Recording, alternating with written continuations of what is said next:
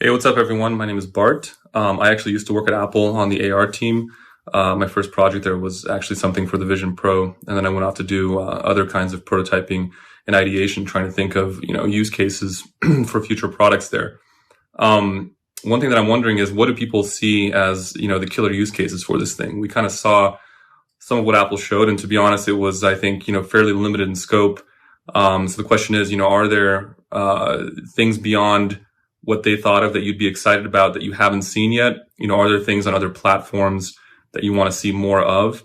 Let's kind of start the conversation and see what people think. So I guess I'll go first. Let me show you this fancy keyboard I bought when I actually was working from home during the pandemic. Now, like a lot of people, I tried to learn to play it, and I basically churned out. I think obviously there's a great market for this kind of piano education, musical instrument education stuff, but actually most people don't really want to invest the time to learn, no matter how easy you make it for them.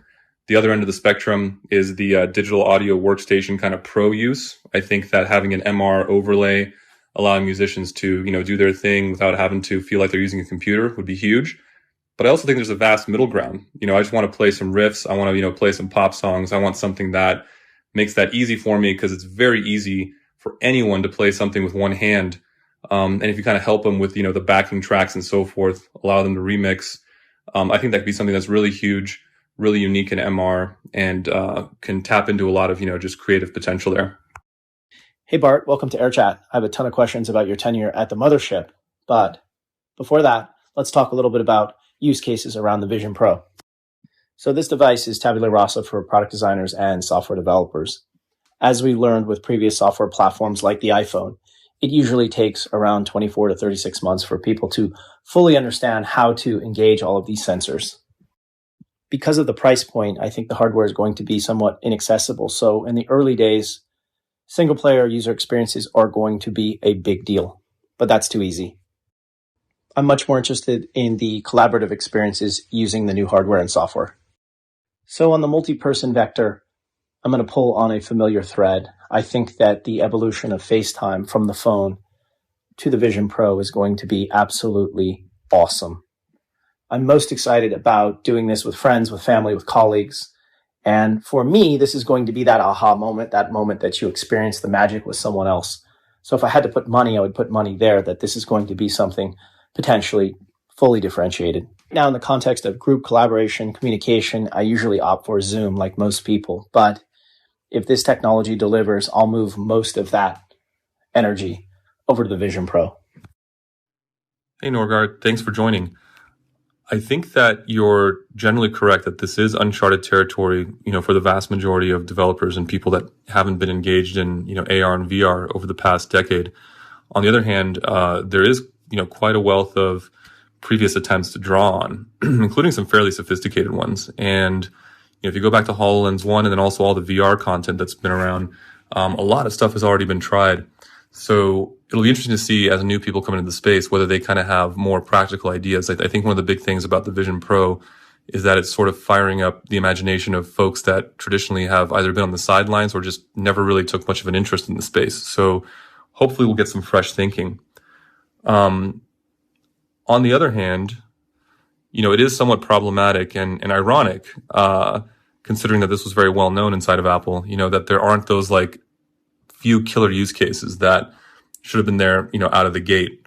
Like with the iPhone. When the iPhone came out, it solved a few pain points. It had a very clear-cut set of use cases. It was supposed to be, number one, a great phone. Number two, a breakthrough internet communications device, meaning, having a full version of Safari on there. And number three, an iPod. To some extent at this point, we can't really dwell on what Apple did or did not introduce yesterday. It'll be really in the hands of developers, and I'm curious to see what folks are thinking.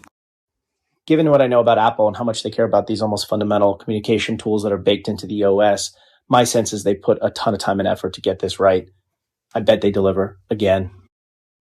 So I'm curious what you think about the evolution of FaceTime on the device. I'll take the other side to make this a more fun conversation. I think because of the weight and size and battery life, this ends up being a device that you have to deliberately put on and use in your house instead of a laptop in a solo experience rather than something you will wear around other people and walk around with. So you will choose to use this instead of your MacBook or instead of your Mac Pro, but you're not going to choose to use this instead of your iPhone. The convenience factor, the battery life, the form factor on the iPhone are just going to be paramount.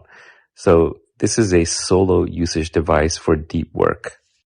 And maybe that's why Apple is pitching this more as a work device and less as a consumer device. Obviously, the price point as well, but you're going to use it for Zoom calls and FaceTime calls.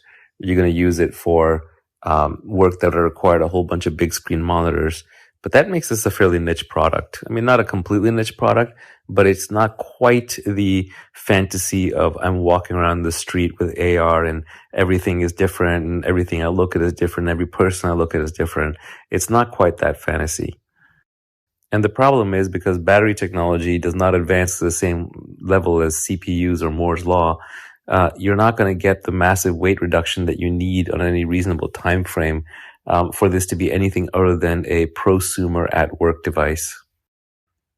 So ultimately, I fear that this might suffer some of the same problems that the Oculus have, even though those are obviously inferior devices.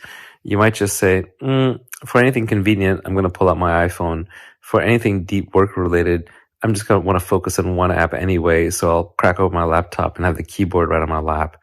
So really this, I think, at least in the first versions, is heading more towards replacing monitors, but you still have a keyboard in your lap, as opposed to being the let's explore the world using gesture interfaces with really consumer apps.